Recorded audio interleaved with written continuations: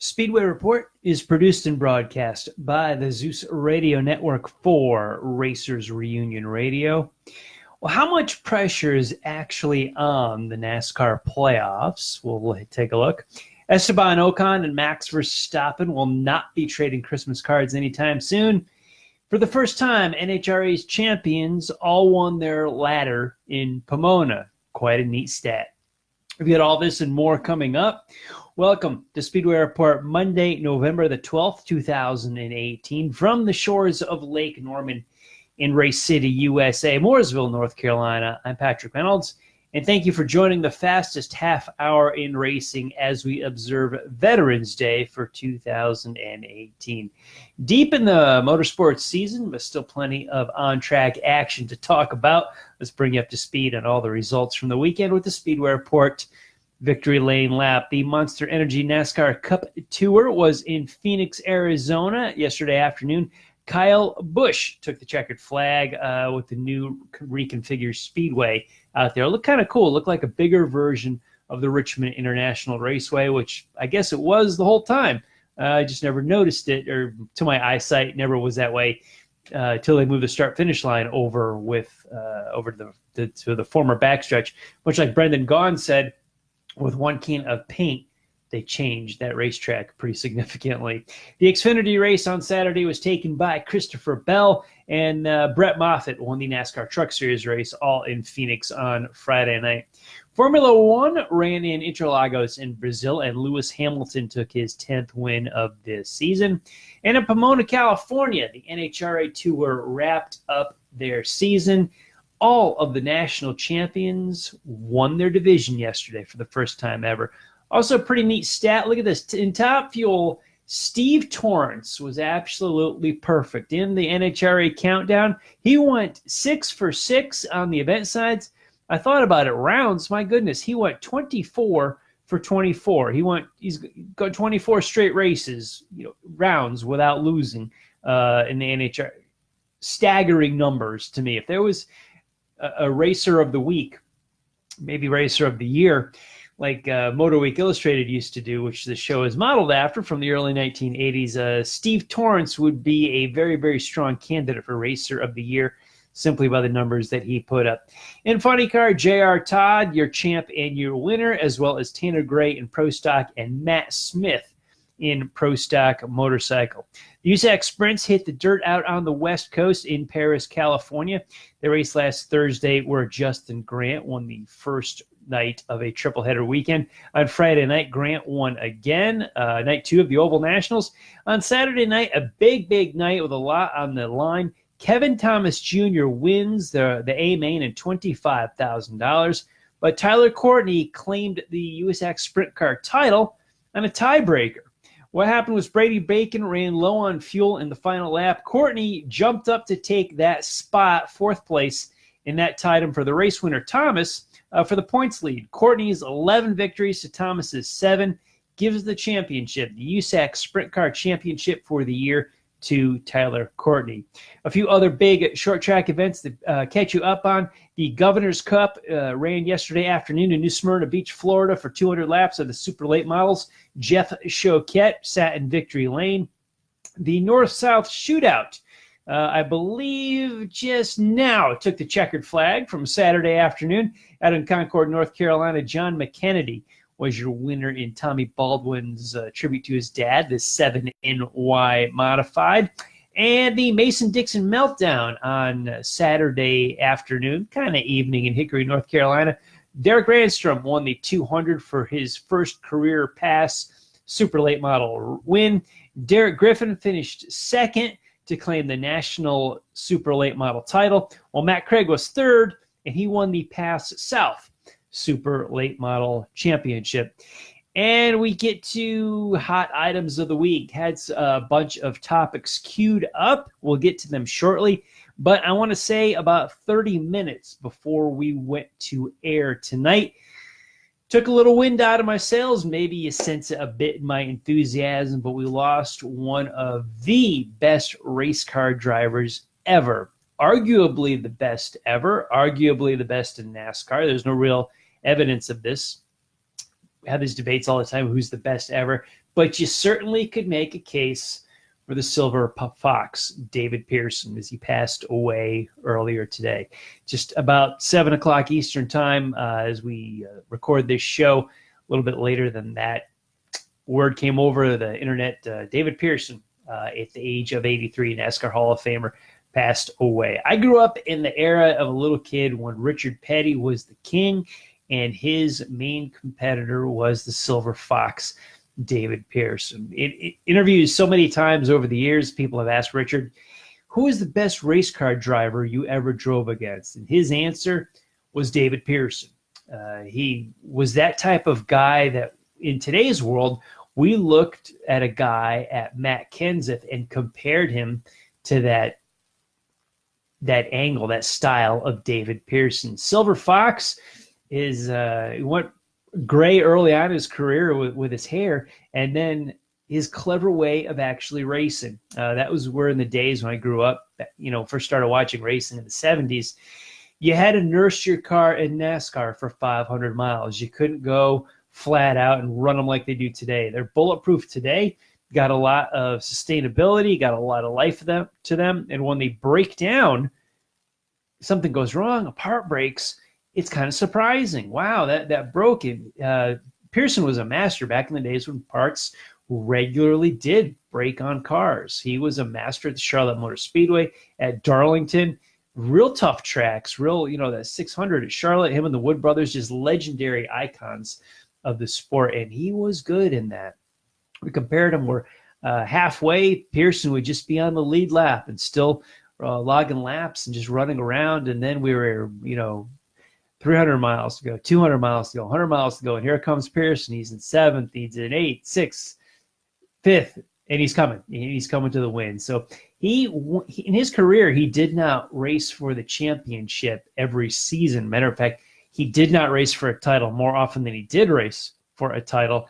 And he had in his career, about half as many starts as Richard Petty did, and he's got about half as many wins as Richard Petty did. Head-to-head, Pearson may even have more wins in the same races that Petty was in. So a good argument could be made as David Pearson as the greatest NASCAR driver ever. Certainly a deserved NASCAR Hall of Famer and a huge influence certainly on my life. That Wood Brothers 21, an iconic car when I grew up. The white body on it and the red roof, the Purolator sponsorship and the colors, later handed off to Neil Bonnet and several other drivers through the years. Still running today. Wood Brothers running the 21 car with Paul Menard at the controls. But David Pearson, my goodness, absolute icon and a master of NASCAR. Definitive moment. Where his placement is in the sport, that's up to you. But certainly all of us agree that he is certainly up there. High up there. He's mentioned with Junior Johnson's, Richard Petty's, the France family, Dale Earnhardt. In today's day and age, Jeff Gordon, Jimmy Johnson, Kyle Busch, they're going to be the Hall of Famers of the next generation. David Pearson, certainly one of those guys, that group of guys, that elite group of guys, the 3, 4, 5 guys that were at the top each and every week, the Allison brothers. Darrell Waltrip was the young kid coming up through the ranks. Cale Yarborough, Bobby and Donnie. David Pearson, it was in that elite group of people that formed so much of NASCAR. And who can forget that finish of the 1976 Daytona 500? And we still play it to this day. Amazing piece of sports history. Just stands out as a breathtaking finish to an automobile race. So exciting. So thrilling that Pearson wound up winning, and his car and Richard Petty's were crumpled and crashed on the grassy tri-oval area at Daytona. Pearson limped his across the line for the Daytona 500 win. Such a smart race car driver, such a big part of NASCAR. Rest in peace, Silver Fox. We will miss you, and thank you for everything you did for NASCAR and for the sport of auto racing in general.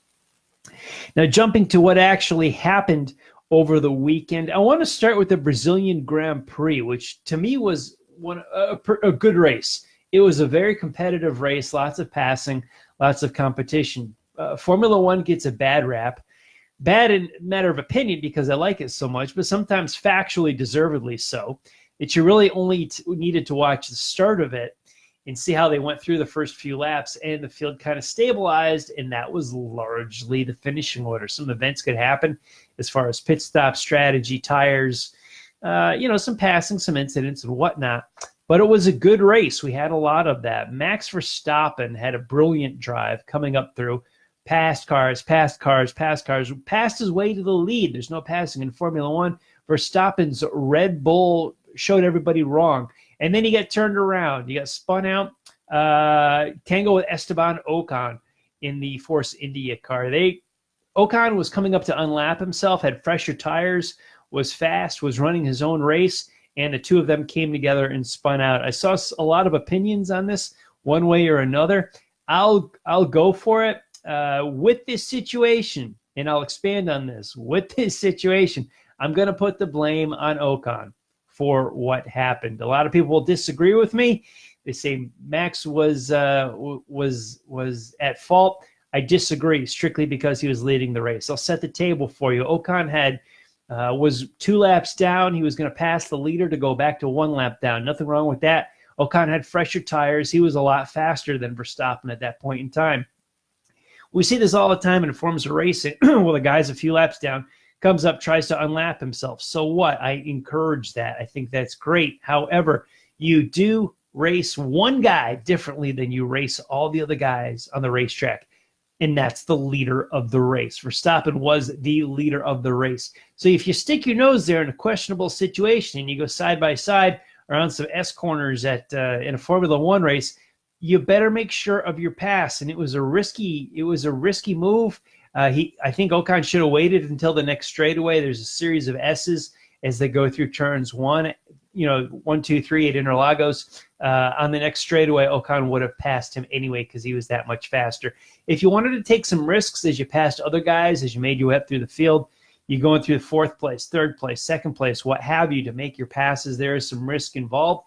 You're passing another car. I get that. The one guy you race differently is the leader. If Ocon was making this pass on another driver in another position in the field, I would actually view the thing differently. I certainly could view it differently. I don't view it differently yesterday because it was the leader of the race. Ocon, you made the mistake. I don't put any of the blame on this in Verstappen. Yeah, you could look at either guy in a racing situation, not when the guy is laps down and not when he's passing the leader. How important were tires yesterday in Interlagos? One only needed to look at Lewis Hamilton's Mercedes as he rolled into victory lane. His tires were screaming for mercy at the end of this thing. He made 1 pit stop, 19 laps into it, and he managed to nurse those babies home the rest of the way. So, oh gosh, delicate right foot that he had, and still pulled off a 5th consecutive Constructors' Championship for Mercedes. Verstappen and Ocon got into a shoving match. It was more Verstappen he shoved Ocon off the scales at the end of the race. Do we see a lot of shoving today in motorsports? We see a lot of shoving. I used to see some punches thrown when I was a kid. I was just talking about David Pearson.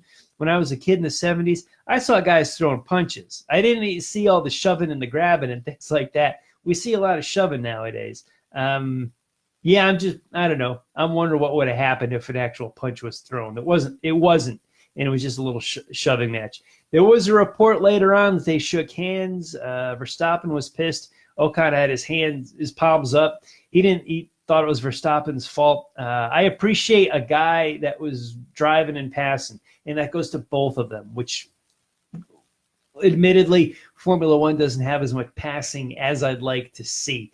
Some of it's the technology in the cars and tire strategy, but I thought it was a really good race, above average for a Formula One race. Lots of passing. Reminded me a little bit of a short track race. You got Ocon and Verstappen. Heck, it looked like Martinsville a few weeks ago in the NASCAR Cup Series. So yeah, why not? I'll take that.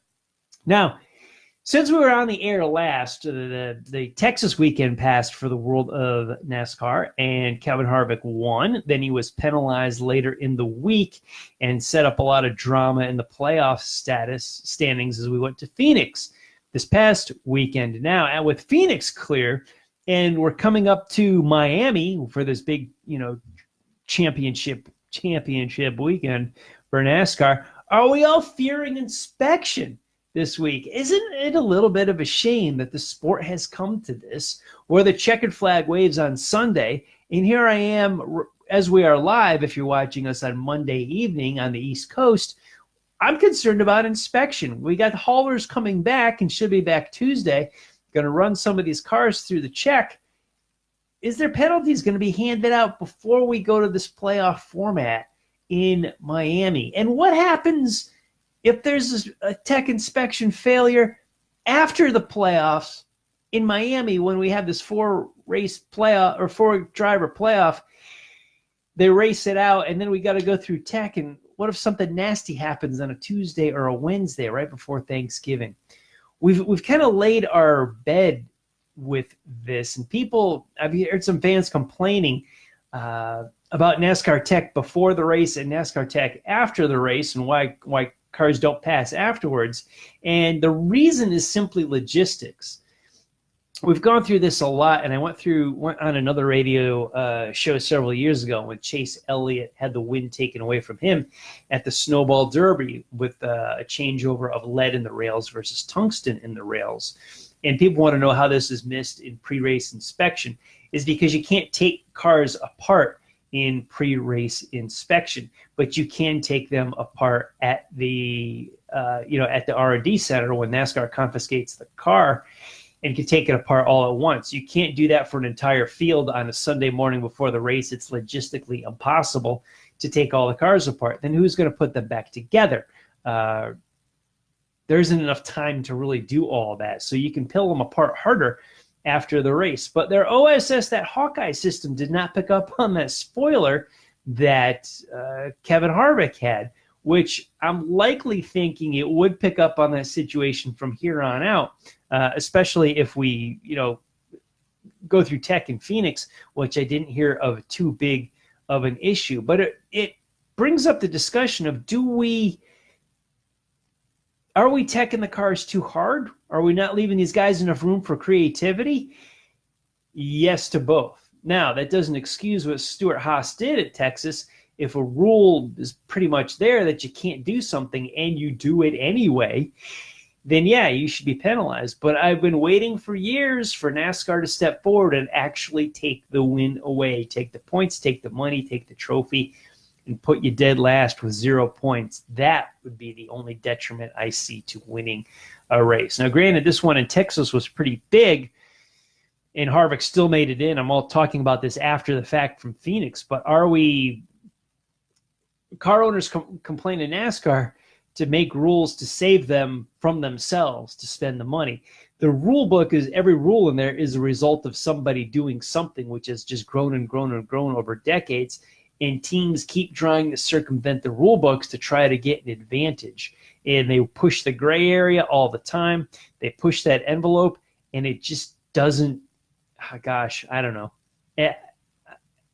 The races should not be decided on Tuesday or Wednesday in Concord, North Carolina. They should be decided on Sunday. But if we tech these cars Sunday evening, man, I'd like to see the win taken away. I've talked about this before.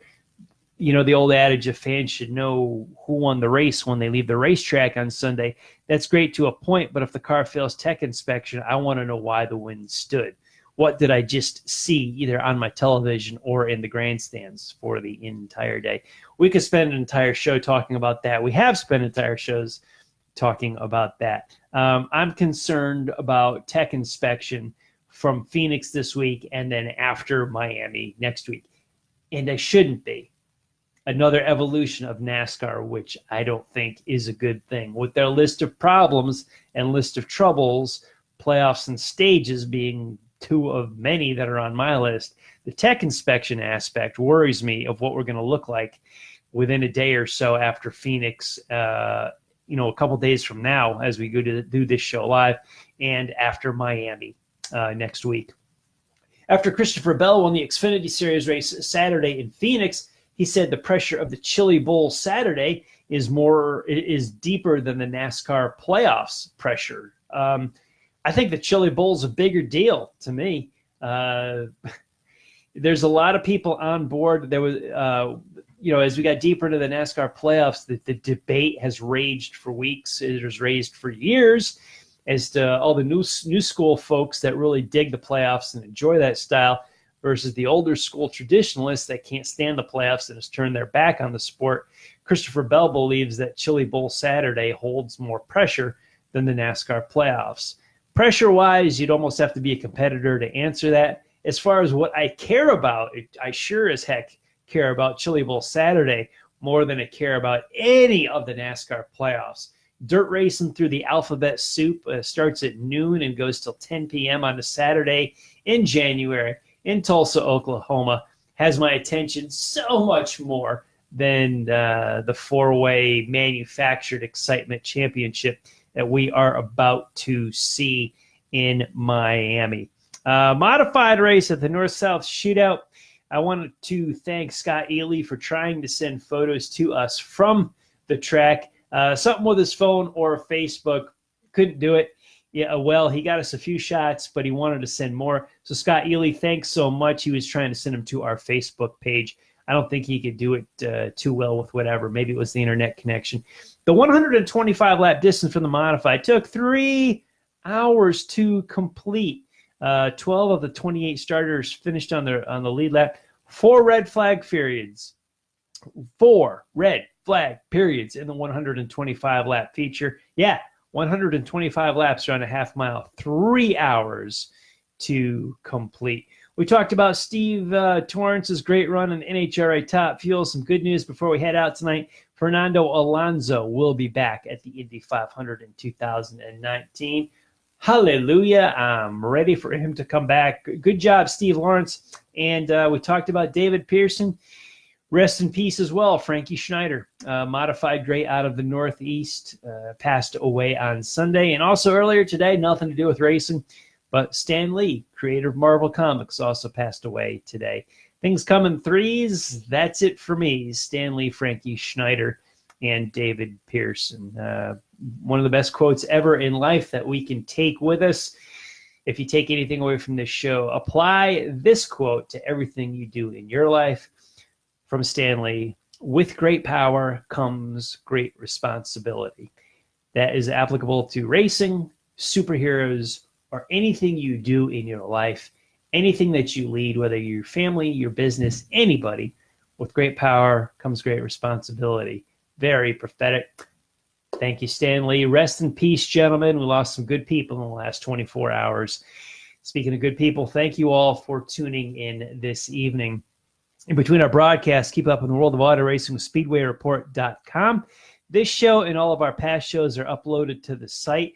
We've also got some racing articles to read. I am working on 2 right now. One is about the NASCAR playoffs. You can head to SpeedwayReport.com in the next 24 hours to check that out.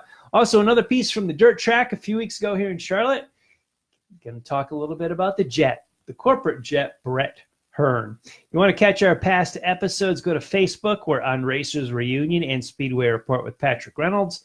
On Twitter at Speedway Pat and at Speedway Report. We're on the forum in Racers Reunion, as well as Google+, LinkedIn, and our YouTube channel. Big thanks to everyone on the Facebook Live feed for joining the conversation during the show tonight.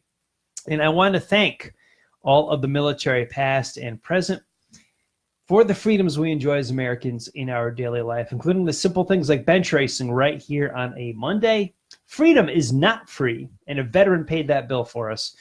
To all of the men and women who are defending freedom and watching Speedway Report, especially on this day as we observe Veterans Day, take care of yourselves and come home soon.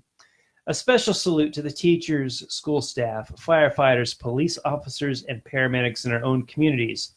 They are quiet and modest heroes every single day. God bless and thank you. You have been watching Speedway Report from the shores of Lake Norman in Race City, USA, Mooresville, North Carolina. Please like our Facebook page, Speedway Report with Patrick Reynolds, and follow me on Twitter at Speedway Pat. Now, if you are on Facebook, head on over to the Drag Racing List page, because next is Racing and Rocking with draglist.com. Bill, John, and Barb will talk about some straight line racing and some really cool music. We will be back live here in 1 week, Monday, November the 19th. We'll have a look at NASCAR Cup in Miami, the Blue Gray 100 from Cherokee Speedway in South Carolina, and a whole lot more. Thank you for joining us. I'll see you next time.